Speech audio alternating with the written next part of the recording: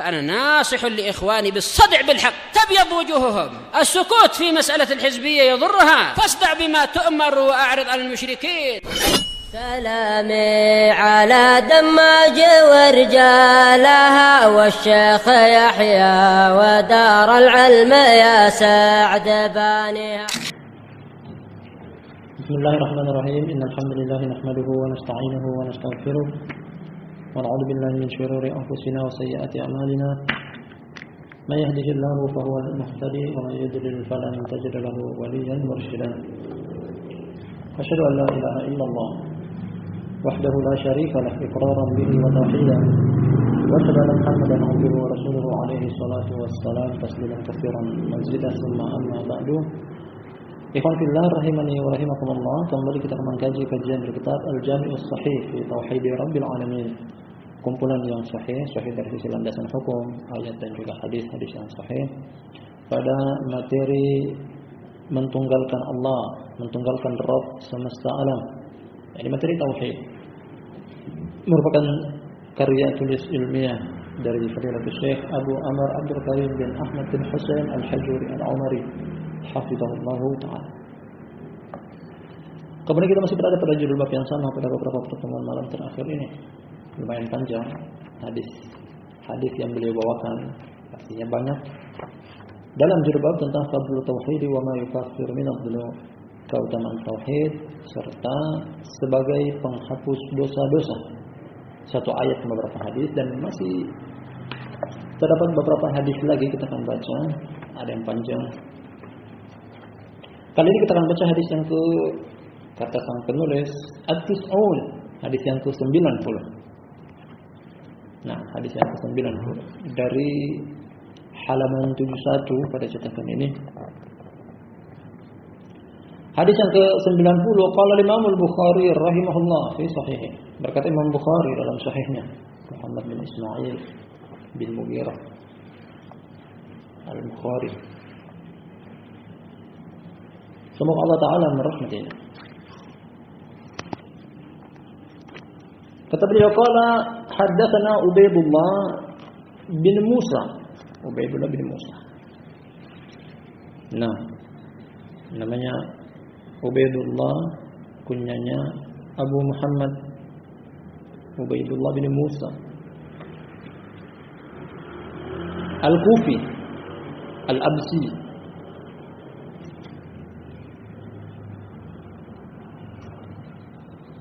Qala akhbarana Hanzalah bin Abi Sufyan.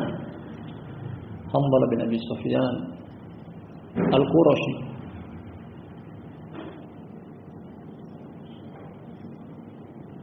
Dan dia thiqah. Bahkan biografinya disebut thiqatun hujjah. Hanzalah bin Abi Sufyan. An Ikrimah bin Khalid, Abu Khalid Al-Qurashi Al-Makhzumi Al-Mukri, dia juga qari dan dia thiqah. An Ibn Umar radhiyallahu anhuma qala, dari Abdullah bin Umar, seorang sahabat yang mulia dan termasuk sahabat yang muda semasa hidup Rasulullah sallallahu alaihi wasallam. Namun muda bukan cuma sekedar muda, dia memiliki kecerdasan yang belum tentu dimiliki oleh beberapa orang sahabat muda lainnya. Ada satu kisah datang dari Ibnu Umar, sekaligus hadis yang diriwayatkan juga dari Rasulullah sallallahu alaihi wasallam dalam Sahih Bukhari. Pada satu majelis,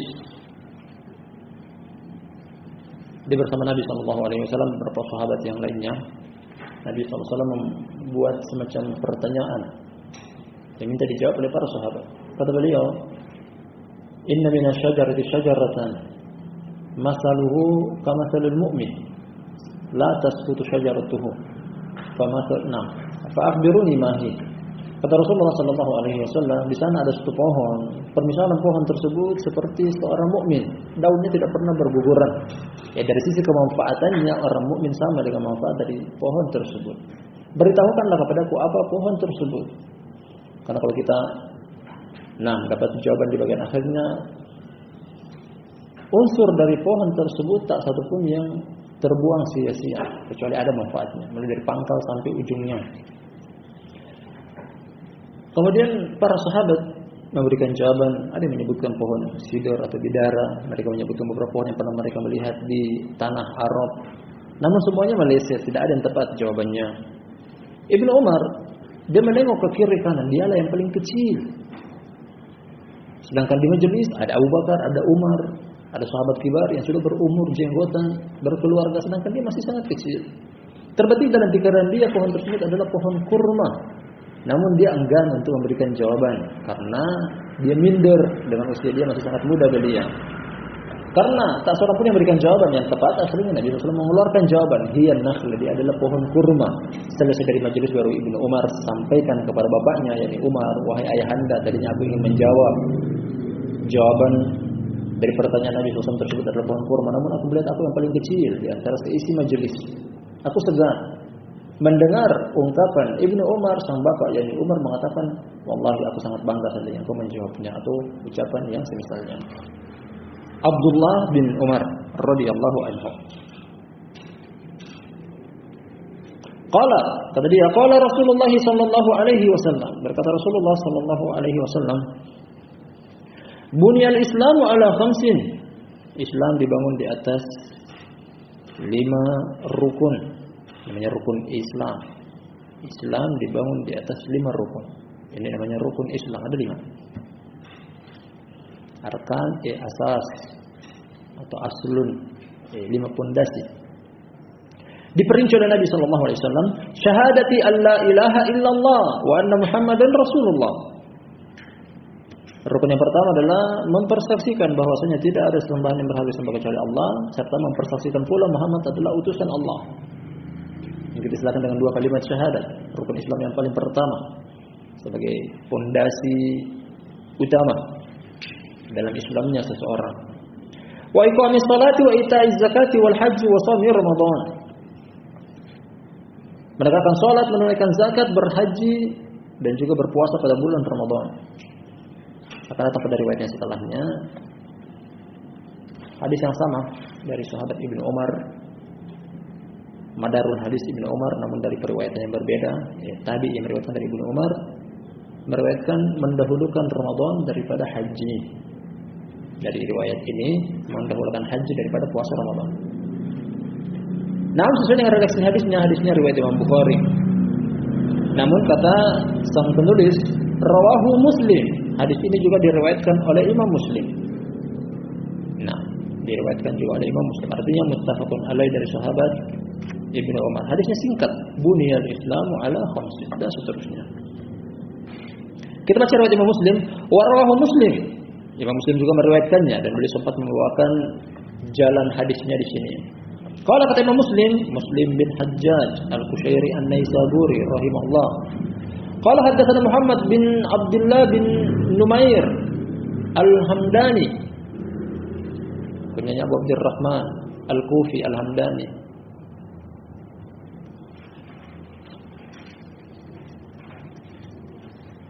Yuhtaju bihadithihi.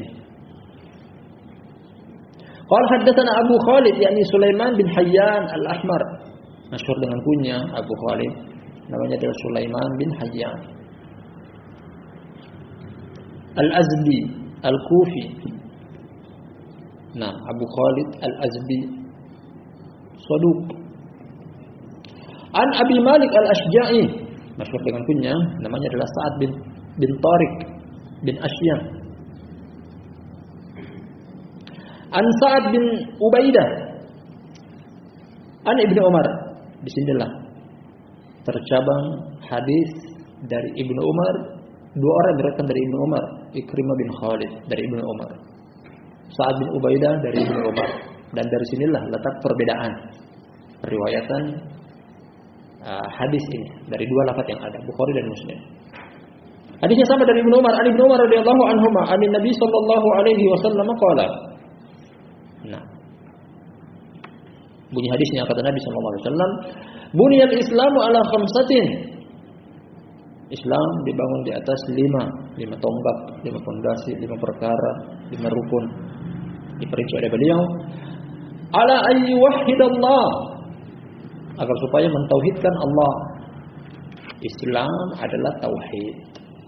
Yang tidak mentauhidkan Allah tidak ada Islam baginya. Islam adalah la ilaha illallah. Yang tidak ada la ilaha illallah tidak ada Islam baginya. Ini yang paling pertama. Dan dengan lafaz inilah sebagai keterkaitan dengan judul bab. Pentingnya la ilaha illallah, pentingnya tauhid, dia sebagai tonggak utama yang menopang keislaman seseorang. Tanpa tonggak tersebut tidak ada Islam bagi dia. Wa iqamis salati wa ita'iz zakati wa siyami Ramadan wal hajj. Di sini dia dapat perbedaan antara jalan yang sebelumnya. Makanya beliau sengaja bawakan 2 riwayat ini. Menegakkan salat, menunaikan zakat, berpuasa pada bulan Ramadan dan juga haji.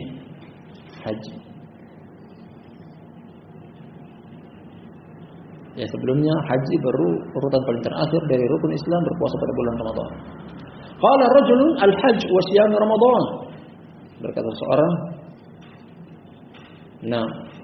kepada Ibnu Umar, riwayatan yang dia pernah dengar adalah haji, setelah itu baru puasa Ramadan. Jadi berbalik dengan apa yang disampaikan oleh Ibnu Umar. Qala la siyam Ramadan wal hajj, hakadha sami'tuhu min Rasulillah sallallahu alaihi wasallam. Kata Ibnu Umar, tidak, yang tepat adalah puasa Ramadan baru kemudian haji. Demikianlah aku dengar dari Rasulullah sallallahu alaihi wasallam. Nah, yang lebih dekat, karena di sini ada penekanan dari riwayat yang kedua, ada penekanan. Dan al-musbit muqaddam 'ala an-nafi, al-ilmu hujjah 'ala man la ya'lam. Ini kaidah baku. Orang yang menetapkan lebih dikedepankan daripada orang yang menafikan.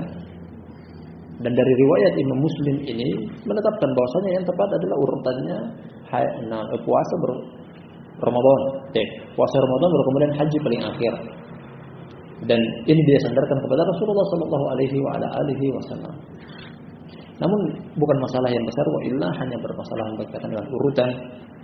Manapun yang diurutkan pada urutan yang keempat dan kelima bukan perkara. Intinya adalah la ilaha illallah sebagai pondasi utama, rukun yang utama, tonggak pertama dalam agama Islam. Barakallahu fikum jami'an. Kesimpulan hadisnya adalah hadis Ibnu Umar riwayat Imam Bukhari dan Imam Muslim. Dan kemudian sering kita sebutkan kajian kita bahwa keterkaitan antara hadis ini dengan judul bab di atas jelas sekali dari sisi la ilaha illallah yang merupakan tauhid. Karena boleh jadikan judul bab bunyinya Fadlut Tauhid. Dan lebih jelasnya lagi dalam riwayat Imam Muslim, ala ayyuwahhidallah, rukun Islam yang paling pertama adalah agar supaya mentauhidkan Allah. Keutamaan tauhid atau keutamaan la ilaha illallah sebagai tonggak utama keislaman seseorang. Artinya tanpa la ilaha illallah orang tersebut tidak memiliki agama Islam. La ilaha illallah dulu. Oleh karena itu la ilaha illallah sangatlah penting. Di antara rukun Islam yang 5, Allah atau Rasulullah SAW dalam hadis ini menjadikan yang paling pertama. Tanpa la ilaha illallah ini tidak bermanfaat salatnya, zakatnya, puasanya, hajinya, dan rukun Islam yang lainnya. Menunjukkan tentang pentingnya la ilaha illallah, pentingnya tauhid.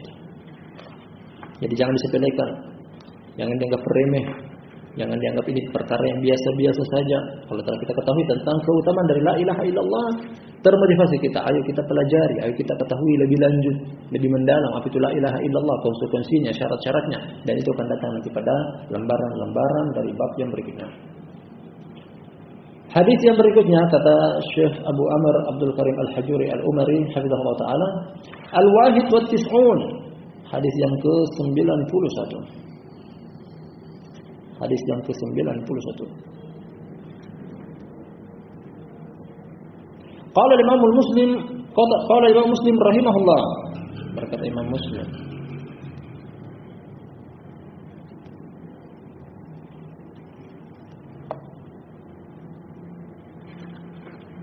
dan hadisnya hadis Imam Muslim.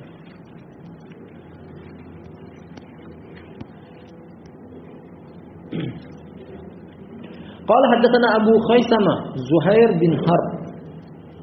Abu Khaisamah Zuhair bin Harb.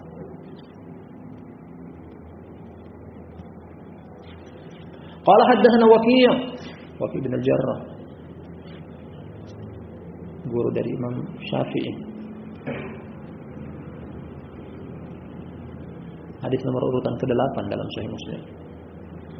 An Kahmas. Nah, namanya begitu. An Kahmas.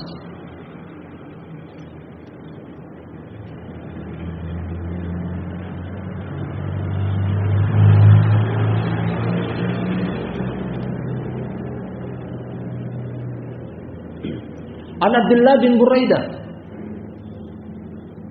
bin Abi Musa. An Yahya bin Ya'mar. Yahya bin Ya'mar. Ha tahawulus sanad, dikembali ke atas lagi. Ha artinya tahwilus sanad, artinya dari sini kita kembali ke potongan awal dari sana, kembali kepada Imam Muslim. Jadi hadis ini Imam Muslim meriwayatkannya dari dua jalur. Jadi kalau ada dalam buku-buku hadis, setelah penyebutan beberapa nama perawi, silsilah perawi, kemudian ada kode ha, artinya adalah tahwilus sanad, dikembalikan ke atas. Daripada menyebutkan hadis yang terpisah padahal isinya sama, nah akan membuat banyak sekali tulisan hadisnya sama, dua sanad digabungkan dengan kode ha, dan ini banyak dalam buku hadis. Qala haddatsana Ubaidullah bin Mu'ad al-Anbari. Ubaidullah bin Mu'ad al-Anbari, punyanya Abu Amr. Wa hadha hadithuhu, dan ini adalah hadisnya. Hadisnya dia. Hadisnya jadi lafaz yang ada di sini adalah hadisnya Ubaidullah bin Mu'ad al-Anbari. Qala haddatsana Abi, namanya Mu'ad bin Mu'ad. Mu'ad bin Mu'ad, Ubaidullah bin Mu'ad al-Anbari. Bapaknya adalah Mu'ad bin Mu'ad. Kunyanya Abu Musanna. Qala haddatsana Kahmas bin Hasan, Abul Hasan Al-Basri At-Tamimi, dan dia thiqah. An Ibn Buraidah, sama dengan hadis yang di atas tadi. Abdullah bin Buraidah. Jadi riwayat ini Imam Muslim dari Abu Khaisam Az-Zuhair bin Harb, kemudian dari Waqi', beliau ulangi lagi, beliau cari lebih tinggi jalurnya. Ada Ibn Buraidah, Abdullah bin Buraidah bin Hasib. An Yahya bin Ya'mar qala, Yahya bin Ya'mar, dan ini kisah dia akan menceritakan kepada kita satu kisah. Kata dia, kana awwal man qala fil qadari bil Basra Ma'badul Juhani. Orang yang paling pertama mencetuskan pemahaman Al-Qadariyah di Basra, salah satu provinsi di Irak. Namanya adalah Ma'bad Al-Juhani. Dia ini orang yang pengusung pemahaman Al-Qadariyah. Ma'bad Al-Juhani. Dan itu barakallahu fikum jami'an terjadi tentunya sepeninggal Nabi sallallahu alaihi wasallam. Karena di zaman Nabi sallallahu alaihi wasallam tidak ada, belum ada yang namanya ahlul bid'ah. Meskipun ada berita dari beliau bahwasanya Namtul Khuwaisir Al-Yamami akan keluar dari generasi dia. Pemahaman Khawarij hanya saja belum divonis ketika itu. Jadi pemahaman kebid'ahan itu keluar di zaman para tabi'i. Terlebih lagi ketika agama Islam mulai melebar ke timur, utara, barat. Karena pemahaman tersebut mereka mau, atau agama Islam mereka memahami dengan latar belakang budaya mereka, dengan apa yang dahulunya mereka dapati, termasuk di sini. Basra dahulu dikuasai oleh Persia, berpenganut agama Majusi, yang menjadikan sesembahan ada dua, artinya pencipta ada dua. Arti pencipta ada dua adalah pencipta kebaikan adalah cahaya, pencipta kejelekan adalah kegelapan. Dan Al-Qadariyah berasal dari situ karena mereka menganggap juga bahwasanya ada dua pencipta. Yani Allah menciptakan kebaikan, sedangkan makhluk itu sendiri yang menciptakan kejelekan amalannya.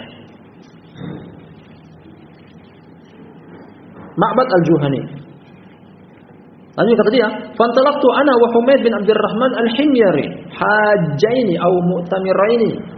Kata Yahya bin Ya'mar, punyanya Abu Sulaiman.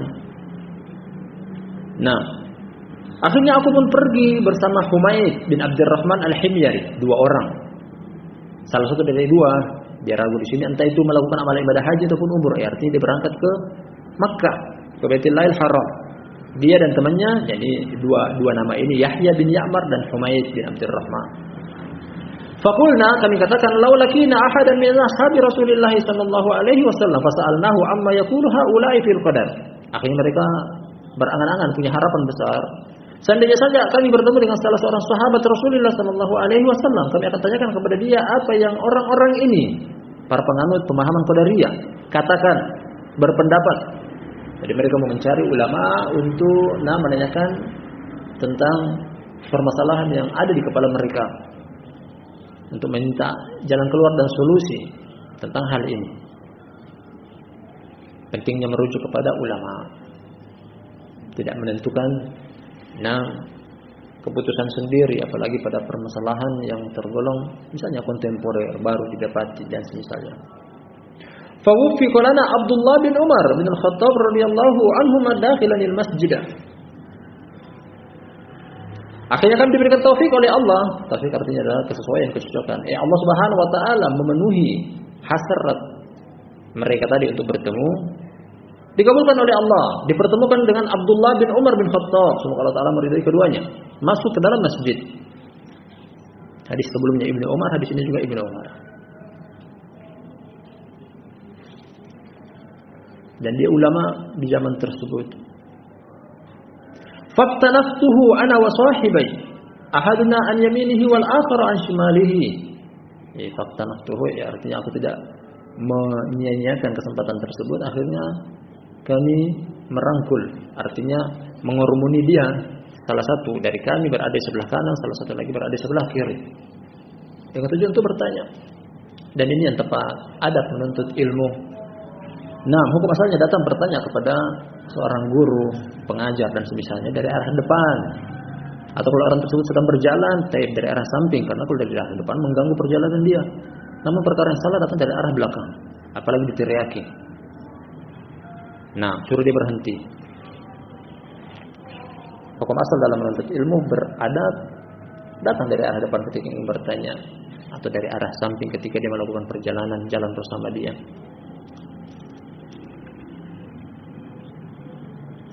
Fadhanantu anna sahibi sayakilul kalama ilayya. Dan firasat besarku mengatakan bahwasanya sahabatku mewakilkan perbincangan ini kepadaku. Jadi ini inisiatif dari dia, bahwasanya dialah yang diwakilkan oleh sahabatnya untuk menyampaikan perkara ini paling pertama kepada Umar atau kepada Ibnu Umar. Akhirnya dia mulai berbicara. Fakultu, aku katakan, ya Aba Abdurrahman. Nah, memanggil guru dengan lafaz kunya, dan ini yang tepat. Arti ini merupakan barakallahu fikum jami'an sunnah ashabul hadis.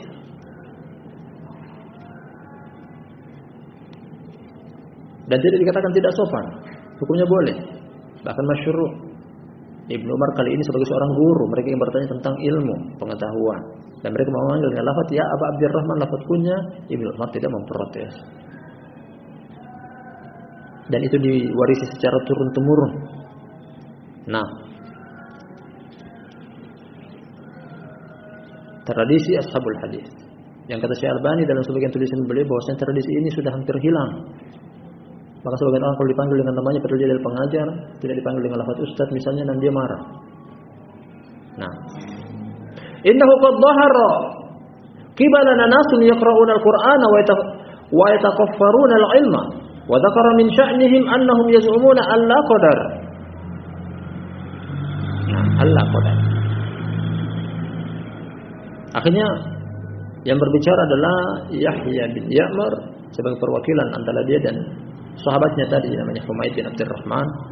Dia mengatakan, wahai Abu Abdurrahman, sesungguhnya telah nampak di arah kami sini kibala wajha, dari arah kami, dari arah Basra. Kami datang dari arah Basra, salah satu provinsi di Irak. Beberapa orang yang keadaan mereka membaca Al-Quran, mereka juga menuntut ilmu. Kemudian dia menyebutkan tentang ciri-ciri dari orang-orang ini. Ternyata ahlul bid'ah. Jadi ahlul bid'ah barakallahu fikum jami'an jangan cuma termakan dengan bahwasanya mereka juga mengkaji agama, membaca Al-Quran, berbicara dengan misalnya ayat atau hadis. Dan sungguh mereka menyangka tentang tidak ada qadar. Wa annal amru unuf. Dan pendapat mereka mengatakan bahwasanya al-amru unuf. Unuf artinya adalah hidung. Ini ungkapan bahwasanya Allah tidak mengetahui sesuatu kecuali setelah terjadinya. Adapun belum terjadi Allah tidak mengetahui. Jadi mereka menetapkan ilmu Allah hanya apa yang terjadi. Apa yang akan terjadi dan belum terjadi Allah tidak tahu. Dan ini pendapat yang tentang qadar.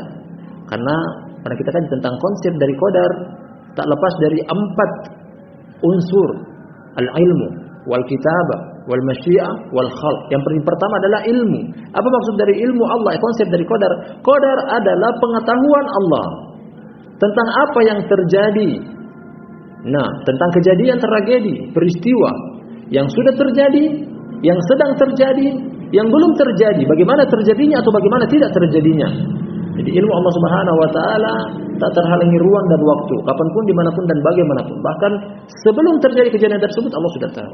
Namun ahlul qadar yang diperakarsai oleh Ma'bad al-Juhani menafikan itu. Mengatakan bahwasanya Allah tidak mengetahui kejadian kecuali setelah terjadinya.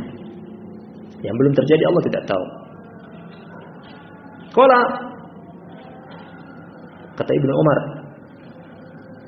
memberikan tanggapan tentang berita yang dia dengar dari beberapa orang yang mungkin saja baru kali ini pertemuannya. Fa idza lakita ulaika fa akhbirhum anni bari'un minhum wa annahum bura'u minni.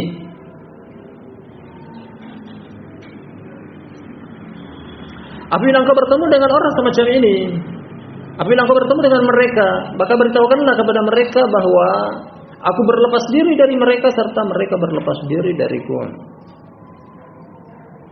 Nah, aku berlepas diri dari mereka serta mereka berlepas diri dariku. Terkadang sebagian orang menjadikan hadis semacam ini atau kisah Ibnu Umar ini sebagai landasan hukum untuk memvonis seseorang ketika terjerumus ke dalam kesalahan tanpa perlu untuk menegakkan hujjah. Dia tidak perlu tegakkan hujjah, terbukti bahwasanya Ibnu Umar langsung memvonis padahal dia tidak pernah ketemu dengan sahabat itu Ma'bad al-Juhani. Lah bertemu, lah kirim surat, lah menasihati, langsung keluar vonis. Namun perlu itu diperinci. Ikhwani fillah rahimani wa rahimakumullah, bahwasanya menegakkan hujjah khususnya dalam perkara-perkara semacam ini perlu dilihat dalam permasalahan apa. Kalau permasalahan tersebut yang diselisih dalam masalah usul.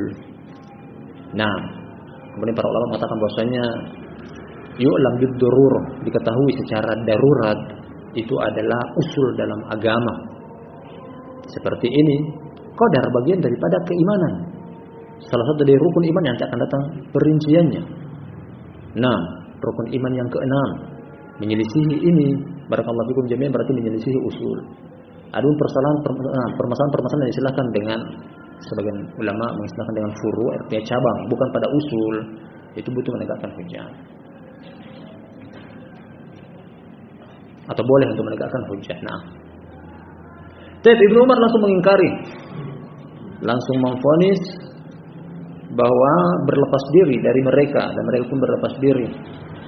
Artinya apa? Ibnu Umar memvonis orang ini adalah kafir, akan datang nanti. Lebih terperinci.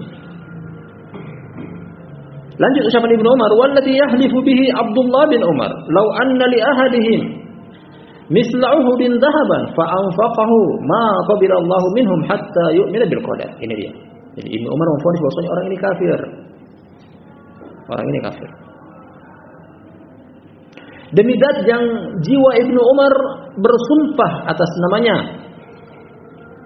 Nanti Ibnu Umar bersumpah atas nama Allah, demi Allah. Seandainya salah seorang di antara mereka memiliki bongkahan emas sebesar gunung Uhud, lalu dia menginfakkan seluruhnya, artinya dia mendermakan hartanya di jalan Allah Subhanahu wa taala, dan itu luar biasa. Kalau mau dilihat dari kadar pahala orang tersebut secara kasat mata tentunya banyak. 1 ons saja, 1 gram saja misalnya emas yang dia infakkan, apalagi lillahi ta'ala, tentunya luar biasa pahalanya. Apalagi ini sebesar bongkahan gunung emas. Nah, bongkahan emas gunung Uhud. Namun, kata dia, seandainya dia menginfakkan itu, dia tidak diternam. Allah tidak menerima dari dia sampai dia beriman kepada qadar.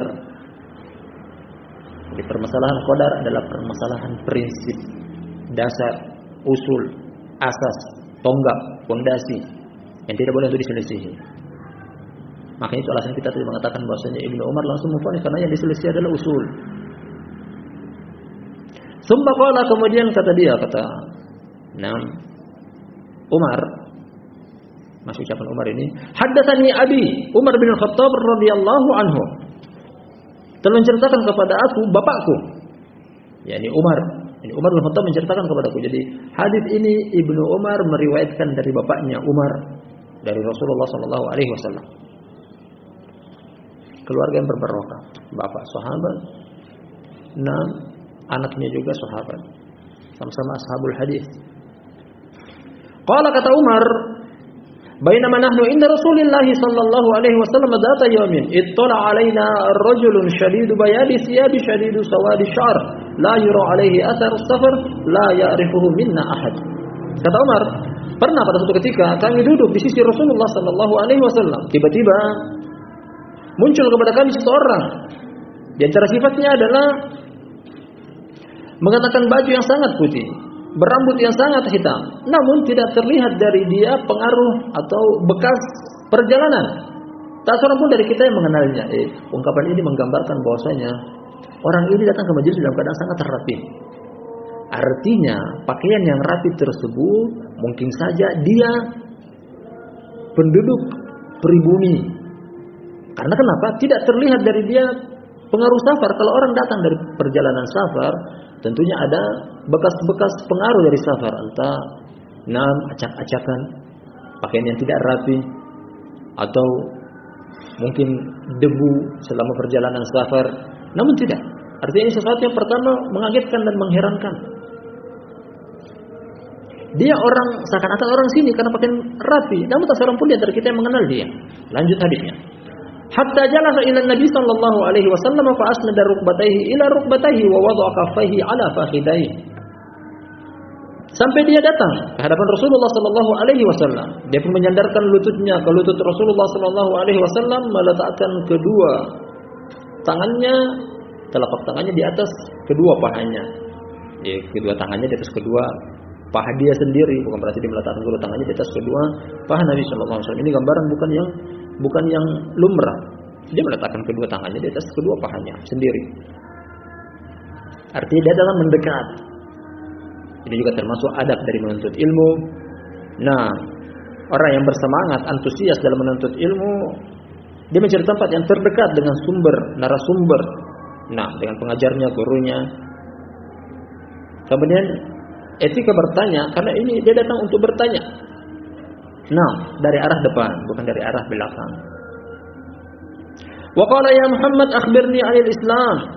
Kemudian orang tersebut bertanya, wahai Muhammad, beritakanlah kepadaku tentang Islam. Dia bertanya tentang Islam paling pertama.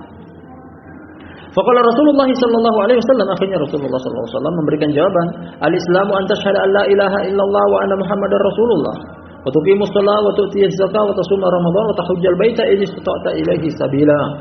Ini juga sebagai pendukung atas riwayat yang tadi di sebelumnya antara mendahulukan puasa Ramadan atau haji. Hadis ini gamblang jelas sekali. Puasa Ramadan dikedepankan, setelah itu baru haji. Berkata Rasulullah sallallahu alaihi wasallam, Islam adalah engkau mempersaksikan bahwasanya tidak ada sembahan yang berhak disembah kecuali Allah, bahwa Muhammad adalah utusan Allah. Engkau menegakkan salat, engkau menunaikan zakat, engkau berpuasa pada bulan Ramadan, engkau berhaji ke Baitullahil Haram apabila engkau mampu untuk menempuh jalannya. Qala sadaqta. Orang tersebut, Nabi sallallahu alaihi wasallam memberikan jawaban, atau orang tersebut memberikan jawaban setelah mendapatkan penjabaran akan perincian Islam. Betul, engkau betul. Qala fa'ajibna lahu yas'aluhu wa yusaddiqu. Kami pun terheran-heran. Orang itu bertanya. Nabi sallallahu alaihi wasallam memberikan jawaban. Orang itu membenarkan. Jadi seakan-akan orang ini sudah tahu. Orang ini sudah tahu tentang jawabannya. Dengan ungkapan dia engkau benar. Jadi orang ini sebenarnya datang bukan untuk menanyakan kepada diri dia, akan tetapi untuk memberikan pelajaran kepada orang lain, dan ini boleh. Setelah seseorang memiliki jawaban, namun ingin menyebarkan ilmu tersebut kepada orang lain, datang bertanya kepada narasumber yang akan dijabarkan secara halayak ramai, ini boleh. Dengan tujuan untuk menyebar ilmu. Qala fa akhbirni 'anil iman. Orang itu bertanya lagi, beritakanlah kepadaku tentang keimanan. Qala, beliau menjawab, an tu'mina billahi wa malaikatihi wa kutubihi wa rusulihi wal yaumil akhir wa tu'mina bil qadari khairihi wa syarrihi.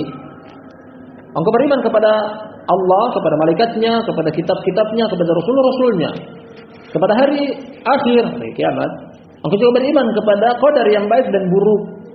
Dan ini inti dari kisah yang dibawakan oleh sang penulis dengan alur cerita yang lengkap dari riwayat Imam Muslim yang diinginkan oleh Ibnu Umar. Bahwasanya mengingkari qadar atau mengingkari takdir adalah mengingkari konsep-konsep keimanan dan hukumnya kafir. Qala sadaqta. Orang itu memberikan jawaban lagi, tanggapan lagi, engkau benar. Ya, semakin heran para sahabat, termasuk Ibnu Umar, termasuk Umar. Qala fa akhbirni 'anil ihsan. Beritahukanlah aku tentang ihsan. Apa itu ihsan? Islam, iman, ihsan. Qala, kata Nabi sallallahu alaihi wasallam, "Anta abudallaha ka'annaka tarahu fa in lam takun tarahu fa innahu yarak." Engkau beribadah kepada Allah seakan-akan engkau melihatnya. Namun seandainya pun engkau tidak melihatnya, yakin dan percaya bahwasanya Dia melihat engkau. Al-muraqabah, selalu merasa diawasi. Itu makna dari ihsan yang hakiki. Qala fakhbirni 'anis sa'ah. Pertanyaan keempat kali dari orang tersebut yang datang tadi dengan pakaian yang sangat putih, rambut yang sangat hitam, rapi. Beritahukanlah kepadaku tentang hari kiamat. Kapan tegaknya? Qala, kata Nabi sallallahu alaihi wasallam memberikan jawaban, "Mal mas'ulu anha bi'alim minas sa'il." Orang yang ditanya tidak lebih tahu daripada yang bertanya. Artinya, kalau orang yang bertanya tidak tahu, orang yang ditanya juga sama tidak tahu. Kamu tidak tahu tentang hari kiamat, aku juga tidak tahu. Nanti hari kiamat adalah bagian daripada ilmu khusus Allah, ilmu gaib. Qala fa akhbirni an amaratiha. Kalau begitu beritakan kepadaku tentang tanda-tandanya. Kapan ada tanda tersebut berarti dekat hari kiamat. Kalau kata Nabi sallallahu alaihi wasallam, "Antalil amatu rabbataha wa antara al-hufat al-urat al-alat ri'a asya yatatawaluna fil bunyan." Tanda-tandanya di antaranya adalah engkau mendapati bahwasanya ada seorang budak wanita yang melahirkan majikan dia sendiri. Jadi ibunya yang mana itu adalah putrinya dia akan menjadi majikan bagi si anak tersebut. Terbalik. Jadi si putri menjadi majikan bagi ibunya. Tanda yang lainnya adalah engkau melihat dahulunya orang-orang yang telanjang dada, tak berpakaian, telanjang kaki, tidak beralas kaki, miskin, penggembalak sapi, namun sekarang mereka berlomba-lomba dalam membangun bangunan, meninggikan bangunan. Jadi tingginya bangunan termasuk tanda-tanda hari kiamat. Bangunan di zaman Nabi sallallahu alaihi wasallam terkhususnya di kota Madinah paling tinggi mungkin 2-3 lantai. Sekarang ratus kali lipat, 200, 300. Dan itu termasuk tanda-tanda hari kiamat. Qala tsumma intalaqa falabistu maliyan. Kata Umar lagi, kemudian dia pun pergi. Lalu aku pun terdiam beberapa saat. Tsumma qala li, kemudian Nabi SAW berkata kepadaku, "Ya Umar, wa tadri man sa'il, wahai Umar, tahukah engkau siapa orang yang bertanya tadi?" Yang sudah pergi. Qultu, kata aku, "Allah wa rasuluhu a'lam." Allah dan Rasulnya lah yang lebih tahu. Umar tidak tahu dan dia memiliki adab dalam menjawab pertanyaan Rasulullah SAW. Allah dan Rasulnya lah yang lebih tahu.